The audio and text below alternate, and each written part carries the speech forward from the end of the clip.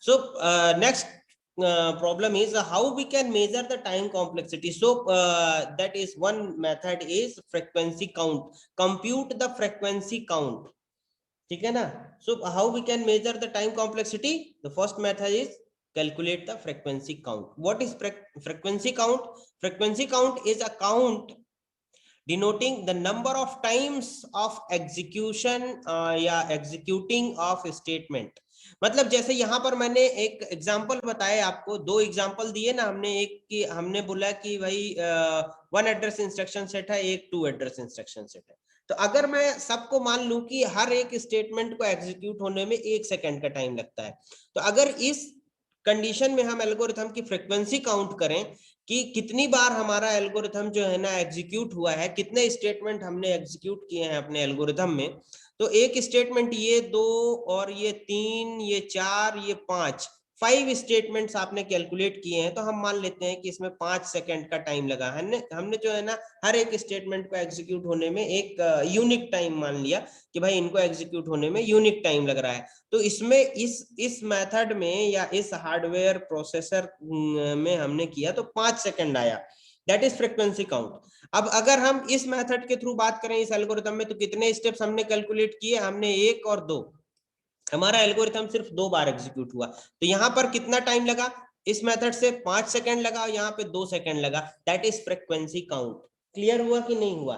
How many steps या how many statements are executed, कितने statements हमारे प्रोग्राम में एग्जीक्यूट हुए, हमारे एल्गोरिथम के कितने स्टेटमेंट्स एग्जीक्यूट हुए, that is your frequency count. Clear? Clear? चलिए हाँ, अभी मैं एक एग्जांपल भी बताता हूँ, उसमें आपको फ्रीक्वेंसी काउंट बिल्कुल समझ में आ जाएगा. ठीक है ना. अब ये सपोज दैट यहाँ पर देखिए, ये बहुत ही मस्त जो है ना एग्जांपल हमने बताया. देखिए यहाँ पर हमने क्या किया, एक एल्गोरिथम है, इसमें हमने एडिशन परफॉर्म किया है. A B C and N, these are the variable and function. ठीक है ना.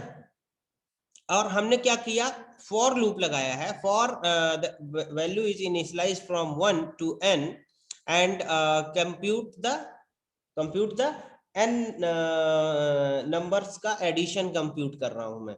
ठीक है ना. तो अब यहाँ पर देखिए ai प्लस बी आई. अब यहाँ पर नंबर अपने आते जाएंगे और वो ऐड होते जाएंगे. ठीक है ना. अब एरे आई में जो भी वैल्यू होगी वो आएगी, और बी आई में जिस पोजीशन में जो भी वैल्यू होगी, और वो तीनों जो है ना यहाँ आके स्टोर होने वाले हैं.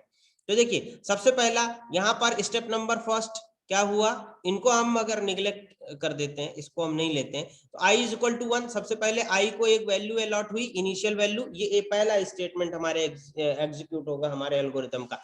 ये क्लियर हुआ कि नहीं हुआ? से यस या नो? Yes sir. ओके. अब देखिए यहाँ पर फिर कंडीशन देखेंगे हम. Condition if i is greater or equal to n, go to the end of loop. ठीक है ना. अब i अगर ग्रेटर देन है किसके? n के, तो ये भी आपका एग्जीक्यूट होने वाला है या नहीं होने वाला है? बिल्कुल एग्जीक्यूट होगा. आपकी कंडीशन एग्जीक्यूट हो रही है. फिर इसके बाद आप क्या कर रहे हैं कि एक पर्टिकुलर एरे की वैल्यू को किसी टेम्परेरी कंटेनर में स्टोर कर रहे हैं. यहाँ पर एक टेम्परेरी कंटेनर, तो मतलब एक स्टेटमेंट ये एग्जीक्यूट हो रहा, एक स्टेटमेंट ये एग्जीक्यूट हो रहा है. अब यहाँ पर ये एक स्टेटमेंट मतलब कि एडिशन हो रहा है, मतलब इंटरमीडिएट रिजल्ट आपका जेड में स्टोर हो रहा है. क्या स्टोर हो रहा है? इंटरमीडिएट रिजल्ट स्टोर हो रहा है, और वो इंटरमीडिएट रिजल्ट आपका एग्जीक्यूट होके यहाँ पर पहुंच गया. तो ये स्टेप्स हो गए, ये एक ये 1 2 3 4. ठीक है. और इसके बाद है i का इंक्रीमेंट है, और गो टू द नेक्स्ट, और एग्जिट हो गया. ठीक है. तो अब यहाँ पर देखिए कि हमने क्या किया है कि b into N plus 2n plus n plus 1 plus n, ये इसका जो है ना फ्रीक्वेंसी काउंट है. ठीक है ना. अब b क्या है? What is b? b is the instruction in the body. जो इंस्ट्रक्शन एग्जीक्यूट हो रहे हैं हमारी बॉडी के अंदर. कौन सी बॉडी? ये जो हमारी बॉडी है इसके अंदर इंस्ट्रक्शंस जो भी एग्जीक्यूट हो रहे हैं.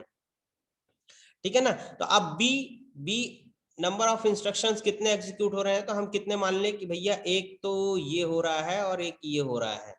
ठीक है ना. तो 1 2 और कौन सा? ये 3 और ये 4. ठीक है ना. तो 4 तो 4 यहाँ पर हम ले लेते हैं कि 4 नंबर ऑफ इंस्ट्रक्शंस जो भी हैं वो एग्जीक्यूट हो रहे हैं. ठीक है। अब n क्या है, n नंबर ऑफ, जितने नंबर ऑफ हमने वैल्यूज दी है वो n, लेकिन अब यहाँ पर मान लीजिए कि हमने दे दिया सपोज दैट n की वैल्यू 5 दे दी। क्या दे दी हमने, n की वैल्यू 5 दे दी, तो यहाँ पर ये आ जाएगा इंटू 5।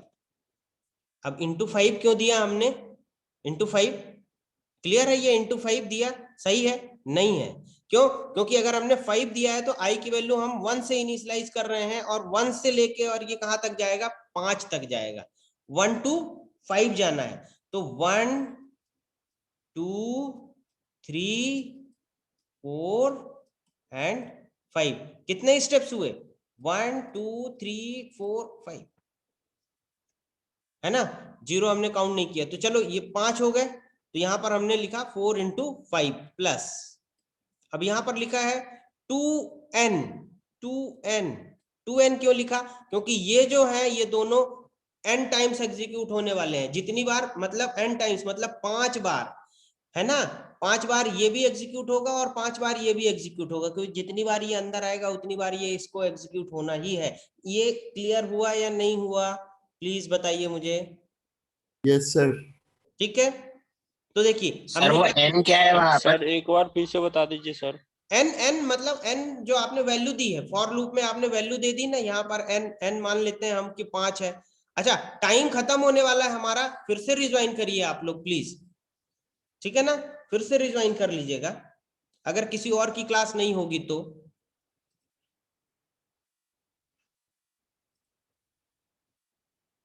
चलिए, तो मैं कंटिन्यू करता हूं अभी, फिर ये टाइम खत्म हो जाएगा हमारा, तो रिज्वाइन कर लीजिएगा आप लोग, ठीक है। 5 यहां पर देखिए, 5 ये वैल्यू है जो आपने इसको क्या कर लिया है, आपने इनिशियलाइज कर दिया है कि फॉर लूप हमारा कहां तक चलने वाला है, तो फॉर लूप को हमने अभी मान लिया कि भाई 5 तक ही चलेगा वो, इससे आगे